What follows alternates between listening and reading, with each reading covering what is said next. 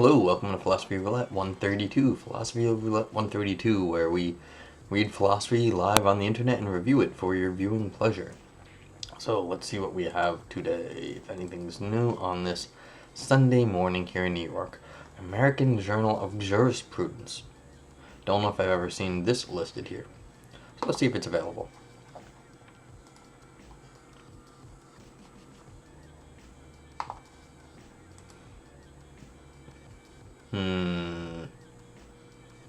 Yeah, it's one of those too common the words are, too common, and so you don't actually, it's hard to find. Can't do technical stuff, otherwise I'm just reading formulas that, it's very hard to read formulas. I wonder why. That's why we have to make pictures, because a picture is worth 1,000 words, but there's, what is the actual difficulty there in reading picture and describing pictures, and why is it so hard? Yeah. There's a question that also has to go with mathematical explanation, and I know people work on that. Why do you need diagrammatic proofs, and what are the role of diagrams and diagrammatic proofs in math? And that's an interesting area.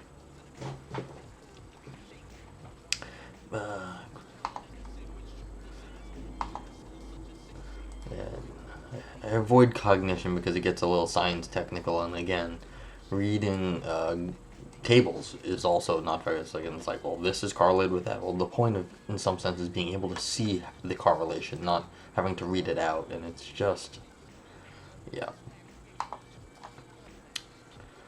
makes it difficult. Informative, okay, not here. Alright, Urgentness, let's go look at everything Urgentness has. Foundations of Chemistry. Let's see. Although, is that like the history of science? Ooh, Boyle, Spinoza, Glauber. Interesting.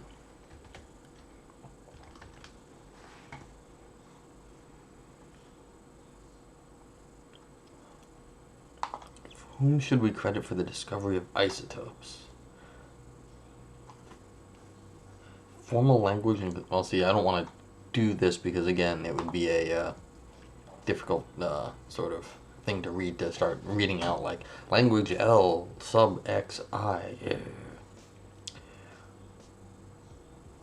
Skepticism about molecular structure.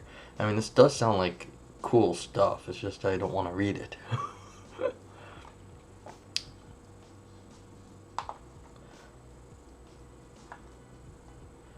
Alright.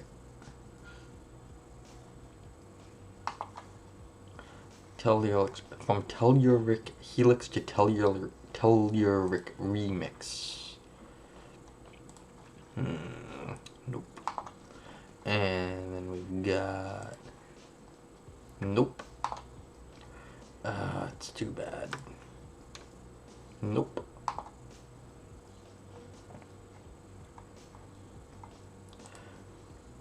Nope. This isn't open access. There is a, what's it called? No. There is an open access journal of chemistry. I wonder what, I can't remember what its name was.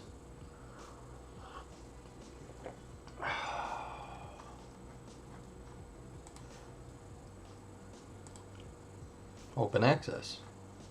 Let's take a look. Just because, why the heck not? Oh, come now. Come now, really?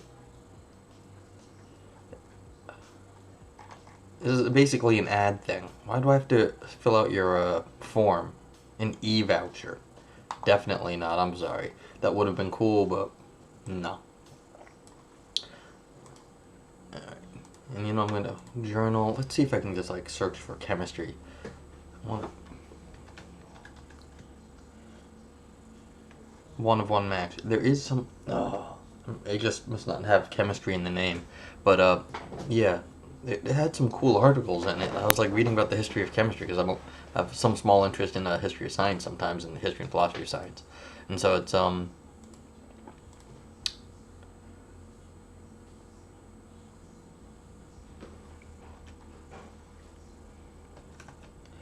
that's what was 26, 1 to 6.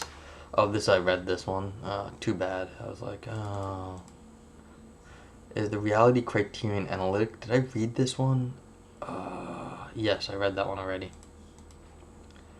Methodological deflation and semantic theorems. Podlaskowski. Did I read this? I probably looked at it because of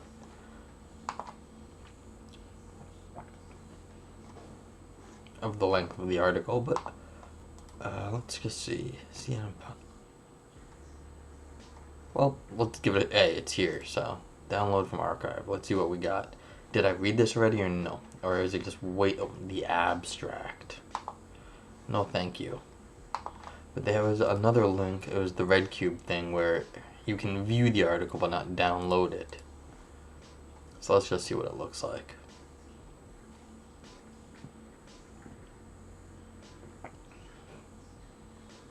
Nope, another, look at that reference list, very impressive. Okay, there we go. And this is not the right file. Extremely compact hybrid 3-5 SOI lasers, design and fabrication approaches. Interesting. Yeah, well, see, I should read the title right here. Wow, look at that. Okay, so no. Alright, so back to the not very short papers. Still short, but not like super short. Lower levels of organization, Chalmers. Oh, I looked at these, didn't I?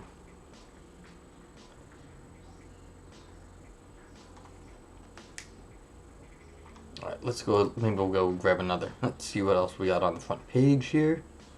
Aesthetics and art criticism, let's take a look at them. Comic impossibilities, well. Sonic Pictures. Let's see how long it is. See how long this one is. This is 27 pages. That will take me 3 hours. This one is 22 pages and kind of double spaced. Alright, that one is a possibility. I'll put it over here, but I'm a little wary of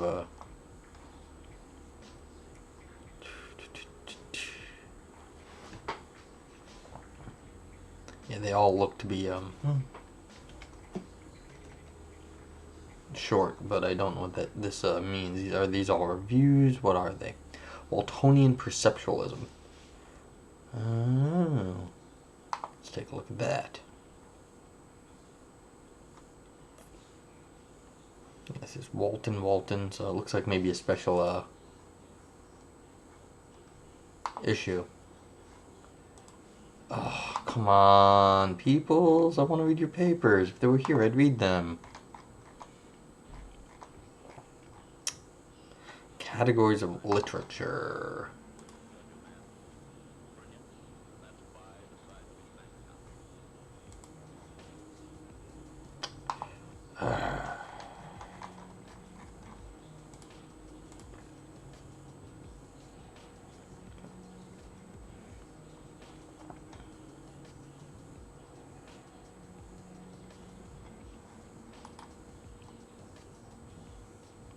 Evaluating stand-up specials. Who doesn't like a good old stand-up set from a comic? Okay. So, we're gonna... No, I don't want to go 22 pages. It will take... I'll be here for, like, until the afternoon.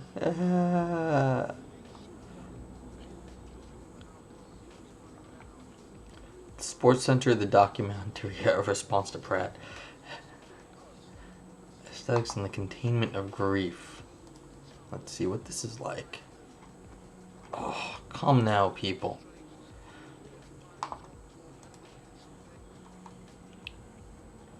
Latest ethics.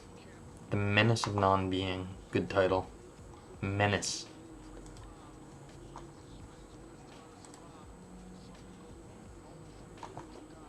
Come on, Google. If it has the word like menace in it, how many other academic papers have menace in the title? Google, you should be able to find this. If it exists, that is, I guess. You know what I'm going to do? Because of your title, I'll give you 1 extra click. There's no chance it's actually going to be open access, but I will give it a click. Journal of Religious Ethics. Logic and analysis. Let's see what... Okay, Ellen. Yeah, they've not been publishing very much, have they? Logic and analysis. Logical pragmatic assertions. I don't know. I mean, chances are this is going to be too technical and we'll get all grumpy and be like, I can't read this again. Perception from the phenomenal stance.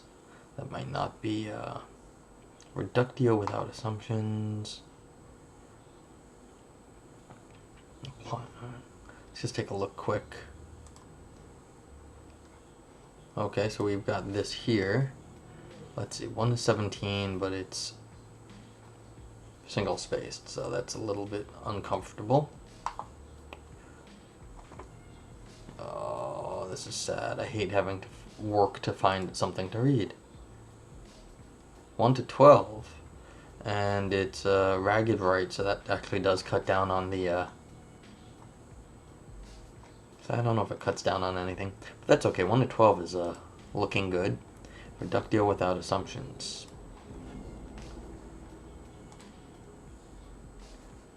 Huh. This is like from 1994, it says. You know, I haven't read anything from the 90s on this. I've only read anything from the last few years. Let's just see how big this file is. 1 to 9, and it's from 1994. Why is this, like, listed here?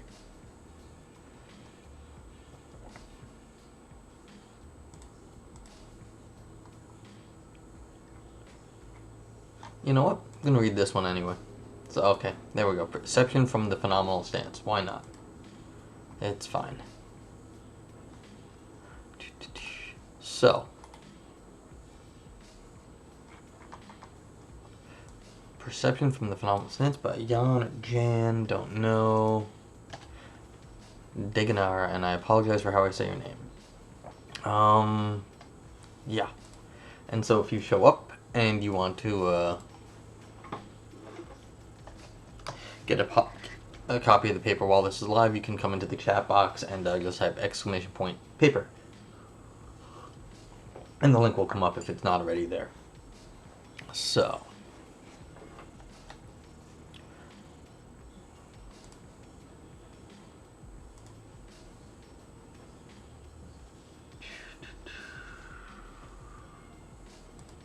Okay, good. And we're off. The distance from the display of my computer to the window is less than a meter. Yes, that is actually the case. In my room, too. I can see this, I can judge that it is true, but it seems to me that there is also a sense in which I can feel the distance. It is not merely that I have discriminatory abilities. Well, maybe that's exactly what the discriminatory abilities are. It is that experiencing the distance has a specific phenomenal character. There is something it is like to experience the spatial relations between two objects, and this differs in hard to express ways from what it is like to see colors or hear sounds. Perception guides our behavior, and through perceptual experience we acquire knowledge of our environment. But perceptual experience also comes with a specific phenomenal feel. I will argue that doing justice to the phenomenal character of perceptual experience requires a distinctive approach towards perceivers, namely the phenomenal stance. I'll explicate this approach by drawing on the sensory-motor account of perceptual experience. At present, we can distinguish two broad and well-known perspectives on consciousness. Borrowing from Joseph Levine, we could say that some theories are qualophilic, while others are qualophobic. Qualophiles argue that standard theories of cognitive functioning fail to capture the qualitative character of experience, insisting that there is more to explain than the cognitive functions or discriminatory abilities. Some conclude that there must exist something in the world over and above the processes underlying our cognitive functioning, proposing natural laws connecting information with experiences, or neural processes that are not involved in cognitive access. Qualophobes, such as Daniel Dennett, point out that these extra ingredients could be different without any difference in perceptual judgments, arguing that it is unclear what reason we could have to posit experiential differences that make no such difference. On this view, no extra ingredient is required to ensure that the functional processes of cognitive access are accompanied by a phenomenal feel. Of course, the qualophobe does not deny that we have perceptual abilities. One way or another, we have access to our environment. Disagreement concerns whether there is more to phenomenal experience than that. It is more to perceptual experience than access to intentional content, to the apparent object of experience. Qualophobic forms of intentionalism claim that there is not. But I will argue that this leaves a part of experience unaddressed. In this paper, I aim for a third road between the extremes of qualophilia and qualophobia. I share the qualophilic view that the phenomenal character of experience calls for explanation, and this explanation is not given by accounts of discriminatory abilities or cognitive access. At the same time, I share the qualophobe's suspicion that a qualophilic appeal to extra ingredients will not be helpful. The tool to develop a third role will be a stances approach. I will claim that to focus on cognitive access is to take a particular stance towards a perceiver, and that to focus on the phenomenal character of perceptual experience is to take a very different stance. While different stances towards perceivers can single out different aspects of their perceptual experience, this does not imply that there must be additional underlying processes involved or different fundamental laws or properties. An interest in phenomenal character differs from an interest in behavior and cognitive access, but from this we should not conclude that what enables the phenomenal character of experience involves anything over and above the processes enabling behavior and cognitive access. The roots of the stance approach are, of course, in Daniel Dent's idea of intentional stance. Taking the intentional stance towards a system, for example, towards a perceiver, involves interpreting the system as having intentional stances such as beliefs and desires. The idea is that only by taking the appropriate stance can one identify certain objective patterns in human behavior. Intentional behavior and mental states simply do not figure in detached descriptions in terms of physical processes. As this paper is focused on perceptual experience, I will focus on perceptual states, a subject of intentional states. Since perceptual states can be judged as veridical or false in virtue of their content, we could say that with this focus, the intentional stance is directed at perceptual beliefs or potential perceptual knowledge of the perceiver. When applied to perception, the intentional stance takes an interest in the intentional content of a system's perceptual experience and what its experience is an experience of. Okay. When we adopt the phenomenal stance, so this is the perceptual experience, and we've got a phenomenal stance here. Phenomenal stance, we treat perceivers as subjects having phenomenal experience. From the phenomenal stance, we take an interest in what their experience is like. I will aim to characterize perceptual experience from this perspective by drawing on the sensorimotor account as proposed by Kevin O'Regan and Alvin Knowing. My focus on the perceiver's phenomenal experience should be sufficient to avoid a possible misreading of the idea of a stance. The concept of a phenomenal stance should not be taken to imply that the phenomenon of interest is merely in the eye of the beholder, as if phenomenal experience does not really exist. The idea of a stance is not opposed to the reality of phenomenal experience. Rather, the stance's approach should be seen in contrast to the above-mentioned extra ingredients. The paper is structured as follows. First, I will regard perceptual experience from the intentional stance, focusing on the intentional content. Then I introduce the phenomenal stance, which will be fleshed out for perceptual experience by means of the sensorimotor account. This account is contrasted with the intentional stance account, leading to the conclusion that the concept of a fundamental stance allows us to do justice to the phenomenal character of experience in a way that opens a third role between qualophobia and qualophilia. Okie dokie, so let's see how they do this.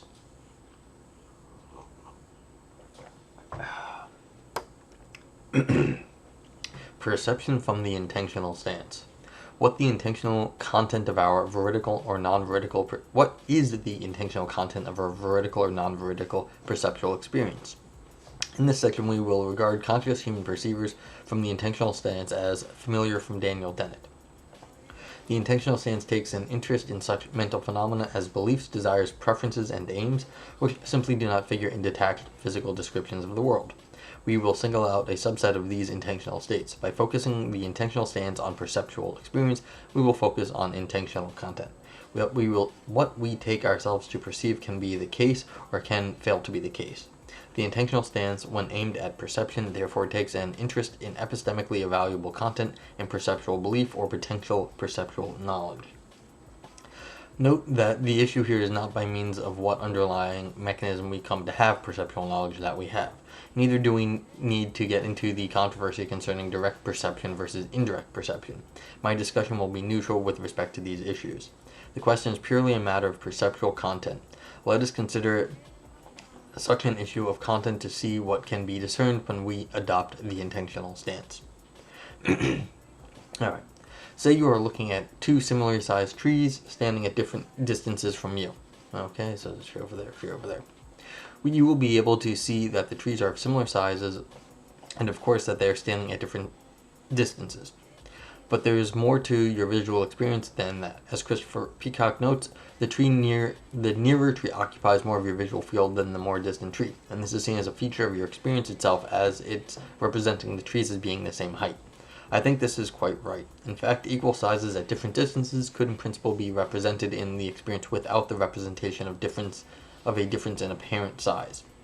But in normal visual experience, often the more distant tree will in a sense appear smaller. It's like, it's so teeny. You squeeze it. A theory of perceptual experience should acknowledge this. Okay, so so different things will appear differently because of their physical properties, and distance matters in that. It depends how you talk about this. The fact that things are farther away or appear smaller is not I don't think that's going to come as surprising to anyone. But how do you acknowledge that is, I guess, what is at issue here. To generalize the issue, we could distinguish non-perspectival properties from perspectival properties. Okay. Non-perspectival properties are properties of the object of perception that do not depend on the perceiver's perspectival positioning, such as the size of a tree, roundness of a coin, or the glossiness of a metallic surface. Perspectival properties are properties that do depend on the perspective of the perceiver, such as the size of a tree occupies in your visual field, the elliptical appearance of a coin when viewed at an angle, or the specific place where a spectacular highlight appears on a glossy surface. An account of perceptual experience do justice to both non-perspectival and perspectival properties. Okay, yeah, I've mentioned this before. This has come up before. This coin appears to be pretty round to you, but like if I go down this way, so you can see you are looking directly at the coin, but I'm looking at an angle. It looks like it now is more like an ellipse. It's not quite a circle to me. And so similarly, if you look at it like this sort of angle, you see it's still a round coin, but it's it looks like an ellipse now. It looks like an ellipse to both of us, but now if I come down here, now it looks more circular to me, but it's still an ellipse to you. But so you have to have some sort of theory to say, well, is the coin round or is it an ellipse? Like a circle, or is it an ellipse? So I was using the top of my glass before to do this. See this? But you can't really get a perfectly round, I can't do a head-on version of that, or else I'll spill my drink. Okay, so how do you account for those sorts of things? Okay, it is generally accepted that we can perceive non-perspectival properties. For example, we can often see that a coin is round, that is how in experiences we take the world to be. Such non-perspectival properties, not that the coin is round, the coin is circular.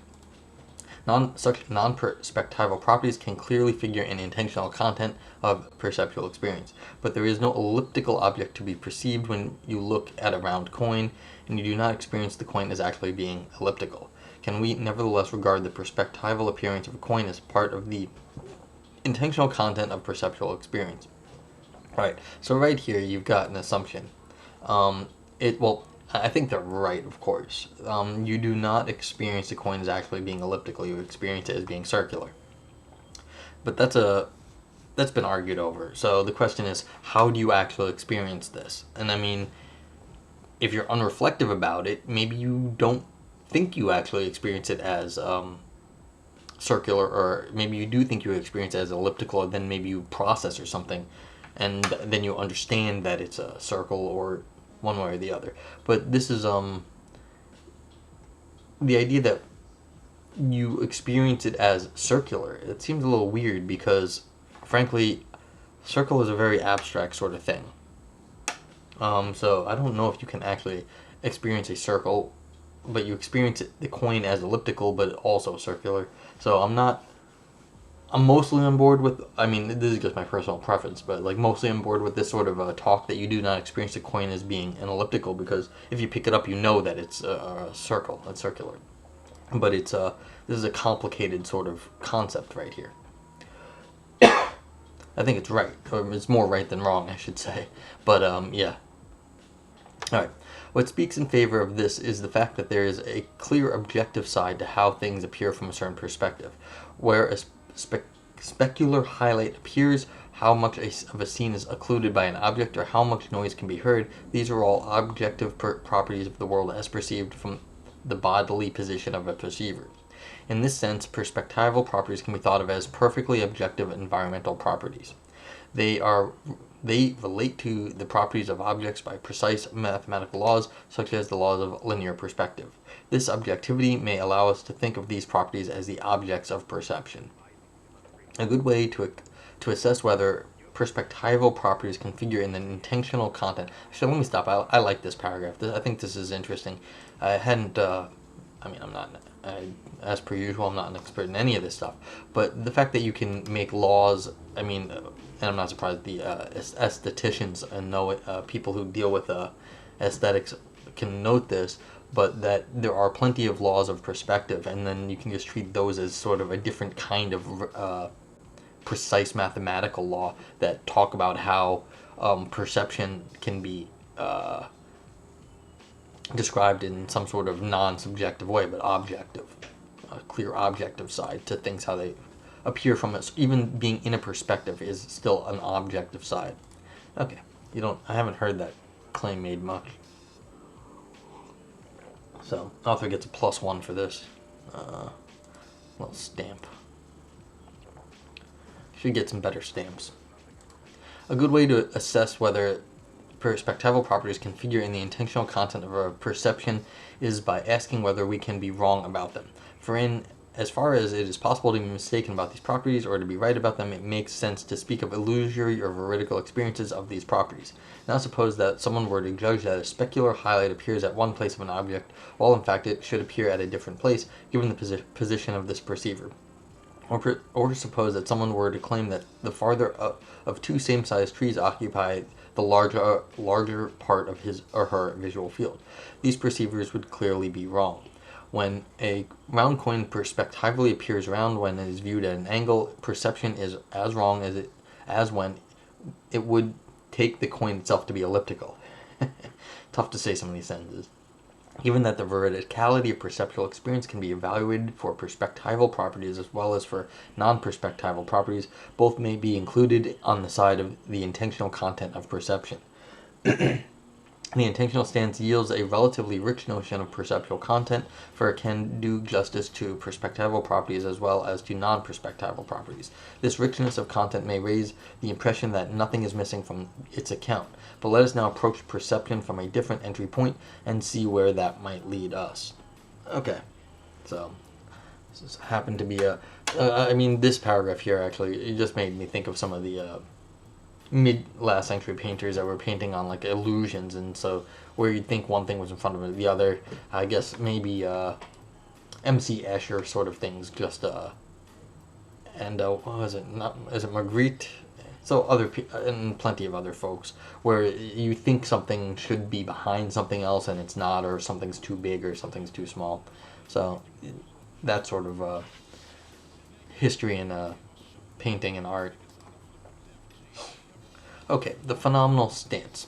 The question in this section is no longer what experience would tell the perceiver about his environment if the experience were veridical. Rather, we take the phenomenal stance towards a system, which is to regard it as a locus of phenomenal experience and to take an interest in the character of this experience. Here I will introduce the stance, and I will highlight a difference between the resulting view on experience and the account in terms of intentional content. In section 4 and 5, we will see whether we can identify aspects of experience that become salient from the phenomenal stance, which are overlooked by the intentional stance.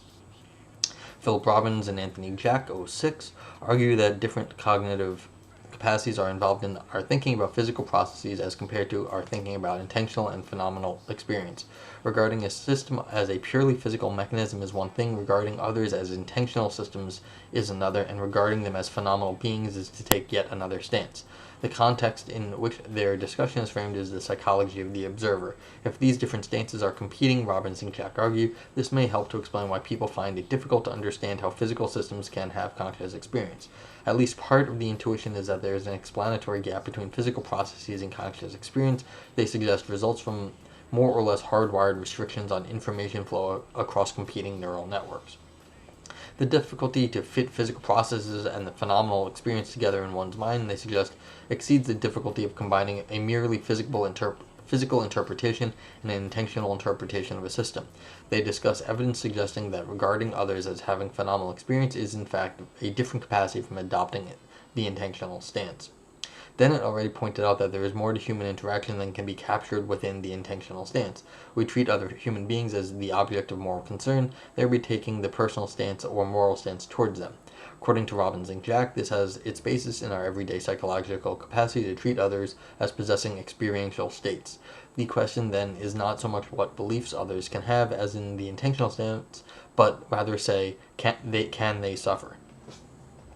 Yeah. Now let us focus on perceptual experience. In this domain, adopting the phenomenal stance towards others may not be as common as it has been in the case of human suffering. For example, most of the time we will not be concerned with the way colors appear to others. For taking the phenomenal stance towards others as perceivers may not be our natural attitude, since we are often more interested in what the world is like than in what our experience is like. But common or not, we certainly can take such a stance. For example, we may wonder what a certain scene is like for someone with color blindness. In fact, we can take such a stance not only towards others, but also towards ourselves. This is exactly what I do when I reflect on my experience of the distance between the display of my computer and the window.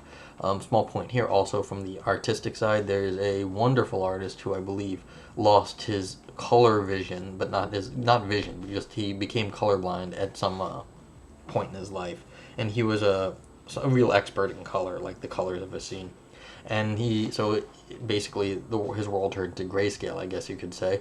And what he would do is he knew all the colors, all of them, of any scene he wanted to paint. He already knew how to make that color and how to do it. And he painted these fantastic scenes, but then like a still life of fruits. But then all of a sudden, one of the fruits would be in this weird. It was in grayscale, and you'd say if the whole thing was in grayscale, there'd be nothing to it. But the fact that the one fruit was gray out of all the others, it just messes with your head unbelievably. You'd look at it and it was just you couldn't understand the fruit all of a sudden because of the sort of the intensity of the colors, and then the one fruit just sort of it completely collapsed the colors into that fruit. You just couldn't see it. It was a black hole of fruit. Just sitting on the page that radiated pain and not pain and suffering, but radiated anti-color. It's the antimatter of color. And so the fact that sort of thing is you can't see the way others perceive color. Well, that guy did. He put a lot of time in, or lady, I don't know who it was. That person put a huge amount of time in perceiving colors, and then at a certain point was able to express the difference between non-seeing colors. So, okay, maybe if I remember, I'll put a link in the show notes below this gray fruit painting, so that you might understand my reference here. Okay. Taking a stance is always taking a stance towards someone or something. While Robin and Jack focus on the side of adopting the phenomenal stance, for present purposes we shall be mainly concerned with the target of the stance. Just as the physical stance and the intentional stance single out different patterns in the world, so the intentional stance and the phenomenal stance may pick out different phenomena as well. When applied to perceptual experience, the phenomenal stance is aimed at the phenomenal content, the phenomenal character of the experience, and not necessarily at intentional content. Alright, So basically, this is making, you know, I'm not like they're doing a lot of work here to say that there's a phenomenal stance, but I mean, there's a whole like now people understand there's like ethics. That's a huge area, and people are used to doing that. But there's also phenomenology, and I mean, who are you really writing this for? It's like, do you need to do this amount of work to convince people that like phenomenology is a way to do philosophy?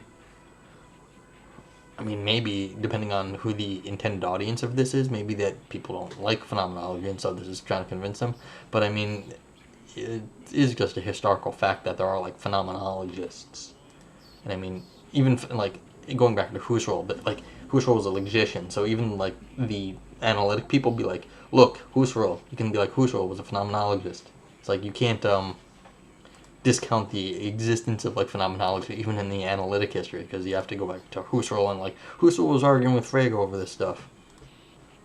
Okay, well I suggest a phenomena towards which the stances are directed do in fact differ. For while the intentional stance analyzes perceptual experience in terms of its object, the phenomenal stance is aimed at the way the perceiver is affected by her environment. Yeah, this is just I mean, we're getting into phenomenology now. The phenomenal stance, I mean, this particular version of phenomenology is, of course, specific to this paper, but, I mean, there is phenomenology. In this sense, phenomenal character is a perceiver-centered notion, which contrasts with the object-centered notions, such as perceptual knowledge, which figure in the intentional stance. I take this difference in focus to be a key difference between the phenomenal stance and the intentional stance. Sure. It should be emphasized that adopting the phenomenal stance towards someone need not produce the target experience within the one who adopts this stance. One need not suffer in order to regard others as experiencing pain. A characterization from the phenomenal stance of someone's perceptual experience should provide an intuitive or theoretical grasp of the phenomenal character of someone's experience, but it need not put us in the other person's perspective. One should not suppose that adopting the phenomenal stance towards a bat allows us to experience what it's like to be a bat in the same way as the bat itself does. Yeah, I mean, it's as simple as this. Like, if someone is like on the other side of a wall and you ask them what they can see because you're on this side of the wall, I mean, of course they see something else, and you can analyze the concept of them seeing something else, but that doesn't mean, of course, you know what they're seeing or even how they're seeing it. So, various authors have provided characterizations of phenomenal experience. A recent example is Evan Thompson's An Active Approach to the Mind, which draws on the phenomenological tradition. Sure. From a different starting point, Thomas Metzinger provides a representational analysis of the structure of subjective conscious experience within the domain of perceptual experience. However, the sensory motor account is perhaps the most detailed and promising proposal, to which we will turn in the following section. By appealing to this proposal, I aim to flesh out the phenomenal stance for perceptual experience. Perceptual phenomenology, a sensory motor characterization. I mean, I just think we're going to get to like Maurice Merleau-Ponty soon. Sensory motor stuff. I mean, for those who have, I'm by no means an expert, but I mean, it's just like I can reach out and grab my coffee cup and drink coffee without even thinking about it. So it's like this sort of thing. Okay. When we adopt the phenomenal stance towards others, we see them as subjects of phenomenal experience. But how can we formulate more precisely what we can learn about others when we adopt this stance towards them? What do we focus on when we take this stance towards ourselves? The sensory motor account, as proposed by Kevin O'Regan and Alvanoe, aims to account for the phenomenal character of perceptual experience. It forms a plausible candidate to provide grasp of the target phenomenal stance. Let me explain the approach by means of a few examples. By way of introduction of the sensory motor approach to perceptual experience, consider the following. When we do not move, changes in sensory input are required for the visual perception of movement in the environment. So when I don't move, the only movement is when something else moves. Okay. However, if we move our eyes in such a manner that they track the movement of the object, it is precisely because the input from the stimulus does not change that we can see that something moves. We can conclude that our ability to perceive movements in the environment is based on the specific relation between sensory input and motor action, the sensory motor contingencies or sensory motor dependencies. The sensory motor account of perceptual experience claims that perception more generally builds on such sensory motor dependencies. For example, also the perceptual experience of different colors, sounds, and shapes all involve different sensory motor dependencies. Okay, so I guess that means that, like, if you like follow my finger across the screen here, you're still looking straight at the screen, but you could also track my finger with your eyes. Like, you don't need to actually move. If you're looking at like this little box on your screen at the moment, which I suspect you are, if anyone's actually watching this, I guess what they're saying is, like, tracking my finger across means you're still staring at the same box. You don't actually have to track it. But then if you instead were to just like track my finger by moving your head back and forth, or moving just your eyes back and forth, then you would be getting the feedback from your eyes about the motion, even though my finger would basically look pretty much the same to you. I mean, disregarding the fact that the background it's on is stable compared to what the movement of the finger. And they say this actually matters. Okay, I don't know. I don't know the history. I suggest in the section above that an account of the phenomenal character of an experience will be an account in perceiver-centered terms. The sensory motor approach offers such an account. Indeed, the key move of sensory motor theory is to focus on the characteristic patterns of sensory motor engagement that enable perceptual experience, rather than on the object of perception as a perceived environmental movement. It does so not merely to address the causal preconditions of perceived perceptual experience. By appealing to the dynamic pattern of sensory motor engagement with the environment, the theory explicitly aims to account for the phenomenal character of experience. Now suppose that you look at an object at some distance from a background, say the display of your computer. You will be able to see that it is located at a certain distance from the background. You can estimate this distance, perhaps indicating it with your thumb and index finger. Like, far. In which case your estimate could be qualified as approximately a certain number of oh, so they just mean like going like this, like reaching over and being like, it's this far away. Okay. So far your experience is treated from the object-centered intentional stance in terms of the information provided by perception. But intuitively it seems that there is more to experience of distance than the mere possession of this information. What does the phenomenal feel of this distance consist in? How can we characterize this experience from the phenomenal stance? According to the sensory motor account, the experience of the distance between an object and its background derives from the specific way in which this distance is encountered. New information becomes available to the perceiver by the way in which sensory input changes as he or she moves, depending on the distance between object, perceiver, and background. The phenomenal feel of a distance seems to be insufficiently addressed by mentioning the distance, or the possession of information may be better addressed in terms of the characteristic sensory motor dependencies implied by the spatial situation. For the phenomenal character of experience, it is claimed the pattern of sensory motor engagement are what matter. Alright, so like, say you're like trying to measure something, and they say, look, it's not merely that you're just going and putting something out like a ruler and then you say, okay, that is 3 centimeters across. But the fact that you're putting your fingers there and going like this, they say that like your understanding of the sensory motor of your hand like that is giving you information. It's not telling you 3 centimeters, it's telling you something about the feedback of your fingers and hand in that space. And that is, okay, so there's more to that experience than just getting the estimate because you know that this amount of distance is 3 centimeters. Fine. Reflection on the feeling of softness may help get an intuitive grasp on the matter. Let's see, soft-brained here. Reflection on the feeling of softness may get an intuitive grasp on the matter. We clearly experience the softness of a sponge by the exploration of it, in which sensory stimulation changes in a characteristic way as a function of motor action. The sensory motor approach focuses on the way in which the perceiver is engaged with the soft object, rather than exclusively addressing the epistemically a valuable upshot of these encounters. As Eric Mayen writes, though the softness is clearly grounded in its material properties of objects, the experience of softness can only be understood by reflecting on how softness is apprehended. In the sensory motor account, the experience of softness comes about through specific pattern encounters in sensory motor exploration, including facts that if one pushes on a soft object, it yields. So it's like you can just like push into like the soft spot of your hand. It's like, alright, so how do you know that? And of course, then there's a feedback there too, like it's soft on both sides. So that's a hard this is an example from phenomenology. The sensory motor account similarly characterizes experiential differences between perceptual modalities, such as vision and touch, in terms of the characteristic differences in the pattern of sensory motor dependencies. On its account, what it's like to see differs from what it is like to feel the extent of the patterns of sensory motor dependencies differ. Characterizing these patterns is characterizing phenomenal experience, conceived as the perceiver's bodily engagement with its environment.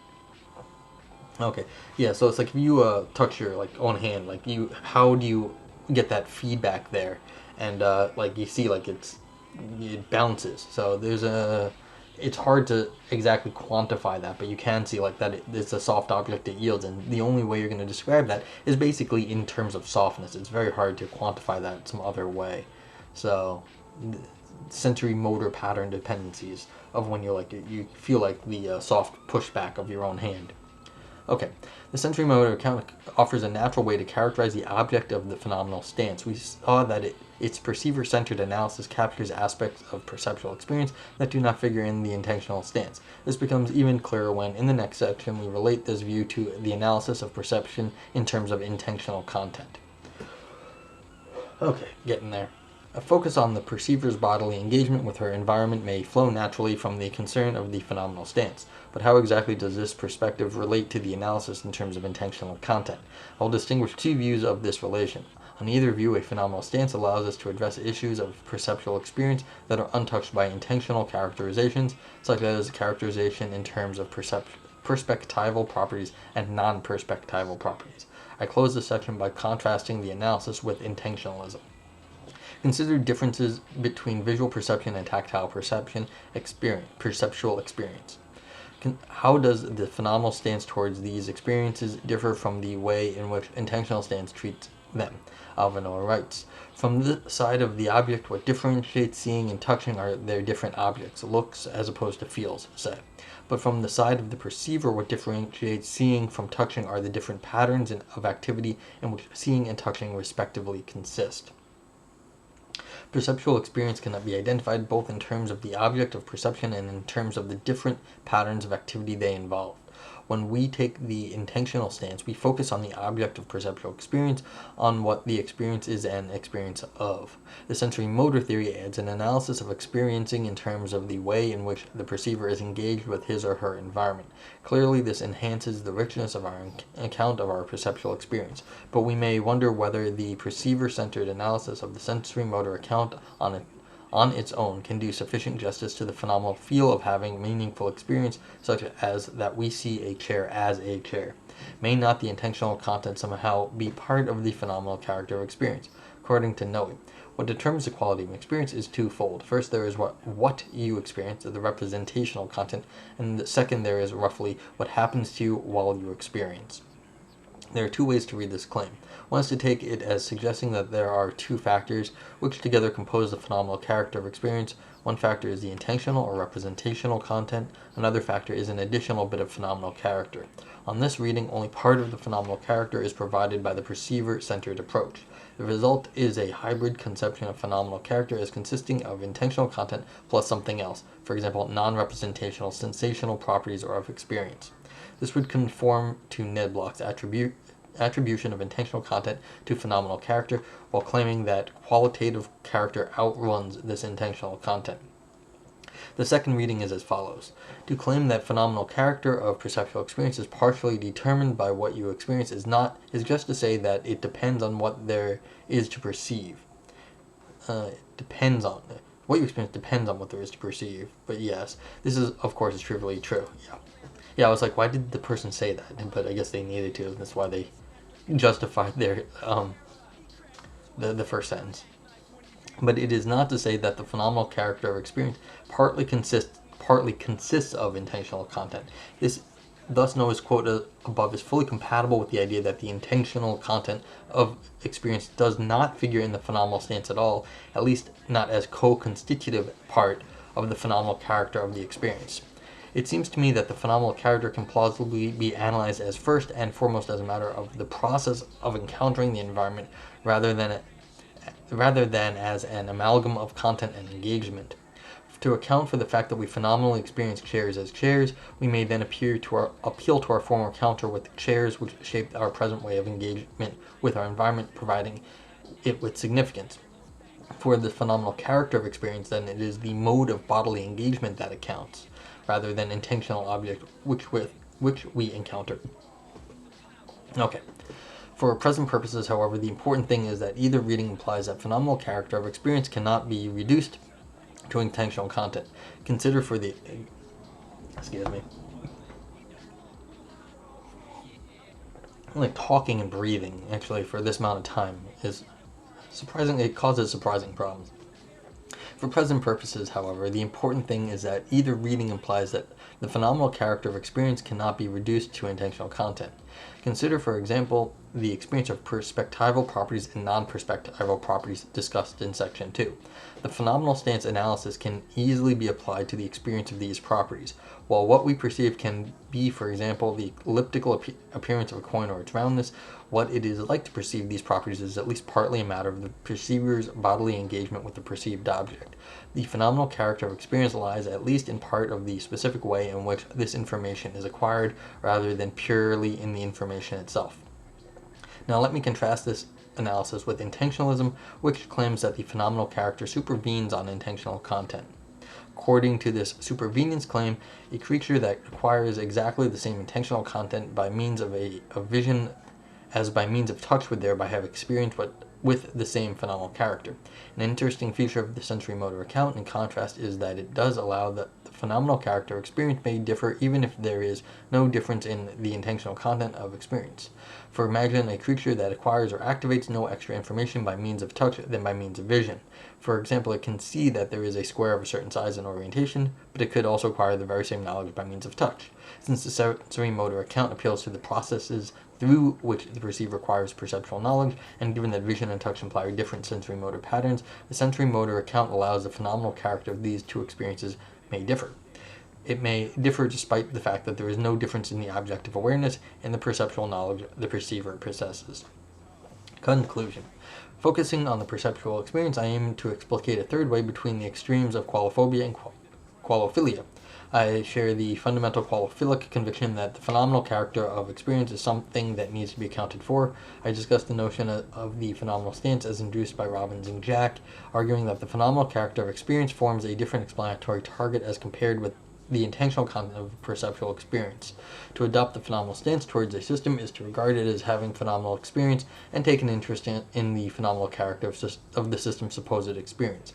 There are two ways to approach the phenomenal stance. One is focused at the adopting of the stance. From this perspective, Robbins and Jack argue that the dualistic tendencies in our thinking may partly result from the observed, balkanized brains, which the adoption of different stances exclude each other. I approach the phenomenal stance in a complementary way, namely by focusing instead on the phenomenal character of experience at which the stance is aimed. I suggested that this focus requires a perceiver-centered analysis of process-taking experiencing. The sensory motor account provides such an analysis. Rather than taking an exclusive interest in the epistemically evaluable upshot of perceptual encounters, it focuses on the patterns of dependency of sensory input on motor action that are causal preconditions for perception. It appeals to these patterns to provide a positive characterization of experiencing.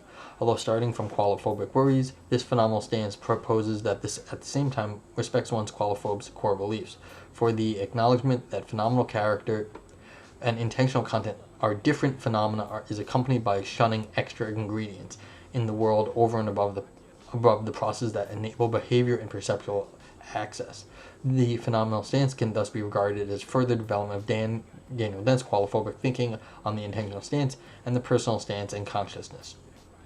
While the intentional stance characterizes perceptual experience in object terms, the phenomenal stance, as exemplified in the sensory motor approach, provides a characterization in terms of the perceiver's bodily engagement with her environment.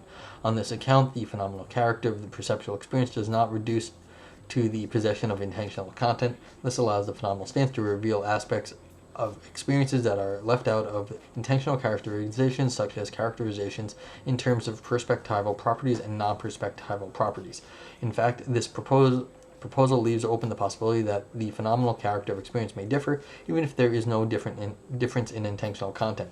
Importantly, on this proposal, the phenomenal character of experience does not require, whatever that word is, puka extra ingredients in the world over and above the processes that enable behavior and perceptual experiences. I suggest the rejection of extra ingredients is acceptable exactly because it turns out that they are not necessary in the account of phenomenal character of experience.